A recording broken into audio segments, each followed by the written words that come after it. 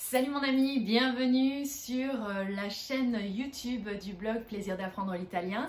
Moi c'est Sandrine, je suis la créatrice de la chaîne, du blog et aujourd'hui on va découvrir les 8 façons de dire bonjour en italien avec ici ou là des petits trucs culturels.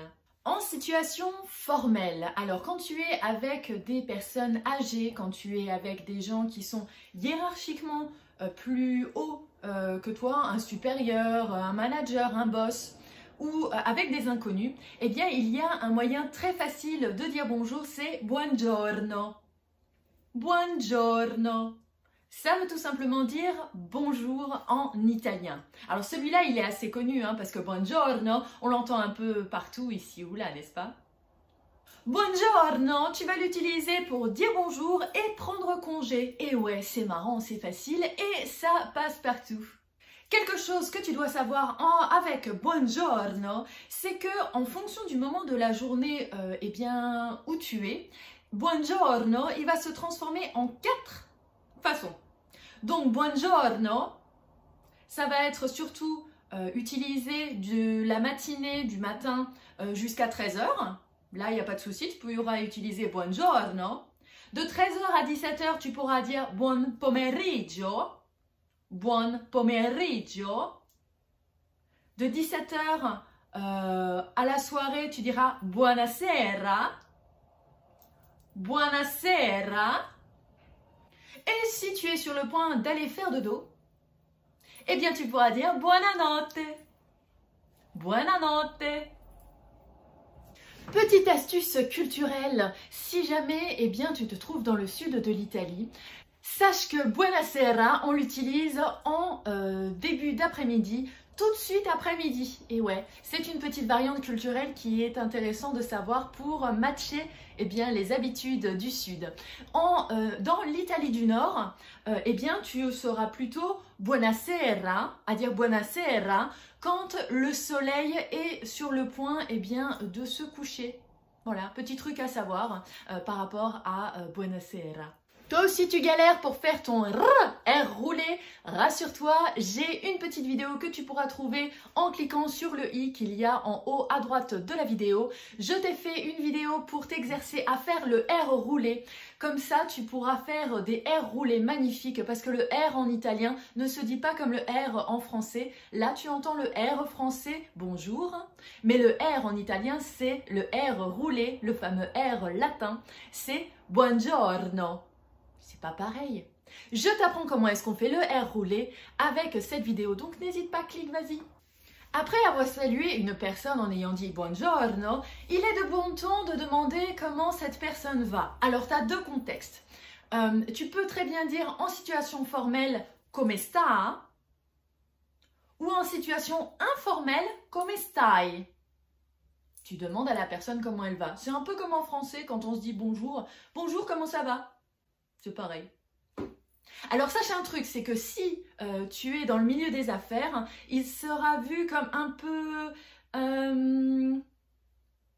inapproprié, disons cela ainsi, de demander à une personne comment elle va. Bon, bien sûr, tout dépend de la réunion, tout dépend de tes relations, mais sache que dans le doute, pour ne froisser personne, il sera vu de façon un peu trop directe, un peu trop personnelle, de tout de suite dire « Buongiorno, come sta ?» Ok?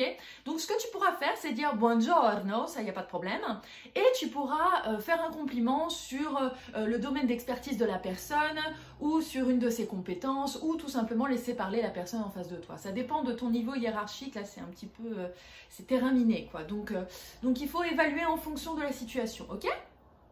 La réponse parfaite à come sta ou come stai, c'est bene grazie. Ça veut dire bien merci. Voilà, si tu n'as pas envie de raconter ta life à dire que ton chat est malade, que ton petit il fait pas ses nuits et que donc tu te réveilles 5 fois, ou eh ben, que tu n'as pas eu une bonne note à l'école. Imaginons qu'on te présente quelqu'un, donc on va te présenter quelqu'un. Ce que tu pourras faire, c'est dire buongiorno et dire enchanté. Et enchanté ou heureux de vous connaître, eh bien ça se dit comme ça. Enchanté, c'est piacere. Donc ça va donner buongiorno, piacere. Ou alors tu pourras dire buongiorno, lieto di conoscerla. Alors ça c'est si tu es un homme, lieto. Si tu es une femme, tu diras buongiorno, lieta di conoscerla. Voilà, c'est la forme de politesse pour dire ravi de faire votre connaissance. Tu le sais peut-être pas, mais les Italiens, eh bien, ils ont des pratiques qui ressemblent beaucoup à celles que l'on a en France. Et donc, le contexte formel, il est d'abord utilisé quand on ne connaît pas quelqu'un ou eh bien, quand on est en présence d'un supérieur hiérarchique ou d'une personne âgée. Donc, les Italiens sont assez attachés à ça et eh bien, transgresser ces règles de politesse, eh ben, ça serait assez mal vu. Donc, n'hésite pas à faire attention dans quel contexte tu es. Si tu es dans un contexte formel, eh bien, il faudra dire buongiorno et il faudra utiliser le vouvoiement. On ne tutoie pas tout de suite des Italiens au début. Tu vois, c'est comme si en français, on te disait du tu tout de suite alors que tu connais pas la personne. Ça te ferait bizarre, non? Un petit truc culturel pour se serrer la main. Alors comment ça se passe? Se serrer la main, c'est quelque chose qui est très courant en Italie. Tu sais que les Italiens sont des gens qui sont très chaleureux, très tactiles, faciles avec le contact physique. Donc si tu es une femme, tu peux très bien aller au devant et dire bonjour en tendant ta main. Il n'y a pas de souci avec ça. Et tu pourras attendre à ce que les Italiens te posent la main, donc ils te serrent la main hein, comme ça. Et la deuxième main, ils peuvent la poser sur l'avant-bras ou sur le coude. Généralement, ils ne la posent pas de nouveau sur la main, ça se fait pas trop. Ça peut arriver, hein, mais ça se fait pas trop. Donc, le serrage de main, c'est quelque chose qui se fait. Quand tu serres la main à un Italien, tu le regardes dans les yeux et tu lui souris. Et bien sûr, à un certain moment, tu vas comprendre que le serrage de main, c'est 1-2 secondes et voilà, c'est fini. Mais le serrage de main, c'est quelque chose qui se fait un peu comme en France, donc tu ne seras pas trop dépaysé. Si tu es dans un contexte un petit peu plus informel, alors les Italiens sont pas mal comme les Français sur ce contexte-là aussi, ils se font la bise. Donc une bise, ça se donne avec les amis ou la famille. Donc c'est une bise joue gauche et joue droite. Bon après ça dépend des régions, hein. Chaque région a son truc. Mais c'est une bise. Ou une bise. Je crois que c'était la bise.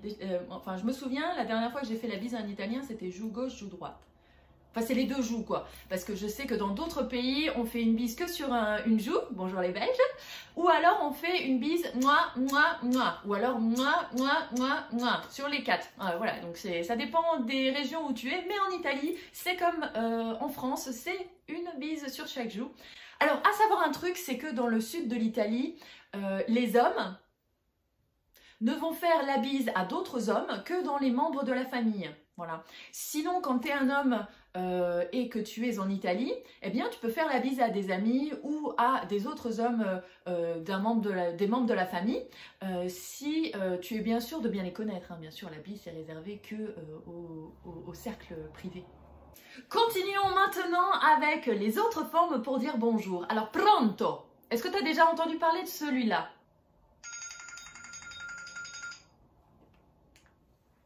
Pronto? Oui, pronto, c'est quand tu es au téléphone et que tu dis allô. Voilà. En effet, c'est la seule occasion pour laquelle eh bien, tu vas utiliser pronto pour saluer. Avec les amis, en contexte informel, il y a le très célèbre ciao. Alors le ciao, ça veut tout simplement dire salut. C'est un mot qu'on ne présente plus, qui est aussi connu et célèbre que le Nutella ou les Ferrari. C'est une façon de dire bonjour à ses amis ou membres de la famille. Ciao. Ça se dit comme ça. Ciao. Ciao. Ciao. Alors, à savoir un truc très important, c'est que le ciao, il est vraiment à réserver pour les gens que tu connais très bien. Si tu es avec un supérieur hiérarchique, un inconnu ou une personne âgée, c'est plutôt à éviter parce que c'est plutôt vu comme mal élevé si jamais tu utilises ciao. Si jamais tu veux eh bien, saluer un groupe d'amis, imaginons que tu vas en soirée et que tu salues un groupe d'amis comme ça, eh bien tu diras ciao a tutti. Alors attention. Si tu fais ça, les Italiens, s'il y a des natifs machin, si tu es en Italie, eh ben ils vont s'attendre à ce ils vont te répondre, mais ils vont s'attendre à ce que tu, dans la plupart des cas, ils vont s'attendre à ce que tu ailles dire bonjour à chacun. D'accord? Donc, tu vas avoir des mouah un peu partout, mais c'est la coutume en Italie. Tu peux dire un ciao a tutti, mais ensuite tu vas rencontrer chacun un par un pour eh bien, lui dire bonjour. Le 4x4 du bonjour en Italie, si jamais tu as un doute. Imaginons que tu es dans un contexte, tu ne sais pas bien si les relations sont formelles, si la relation amicale est assez avancée. Quand tu es dans le doute, pour tout le monde, le vrai 4x4 du bonjour, c'est « salve ». Alors « salve », ça veut dire « bonjour », bien sûr, ça veut dire « salut », mais c'est quelque chose que tu peux utiliser avec tout le monde, mais avec tout le monde. C'est pour ça que si jamais tu es dans le doute, si tu as un seul mot à retenir, eh ben c'est « salve ». Fastoche. Le dernier pour la route à réserver uniquement pour les jeunes en dessous de 30 ans. Ouais, c'est trop tard pour moi maintenant, mais c'est comme ça. C'est bella.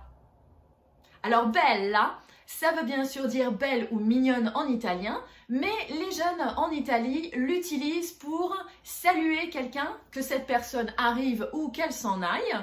Et c'est vraiment quelque chose de très informel. Donc on est vraiment dans le... dans la salutation, mais entre jeunes, si tu vois ce que je veux dire. Si tu as aimé cette vidéo podcast, n'hésite pas à me mettre un petit pouce, à t'abonner à la chaîne si tu ne l'as pas déjà fait.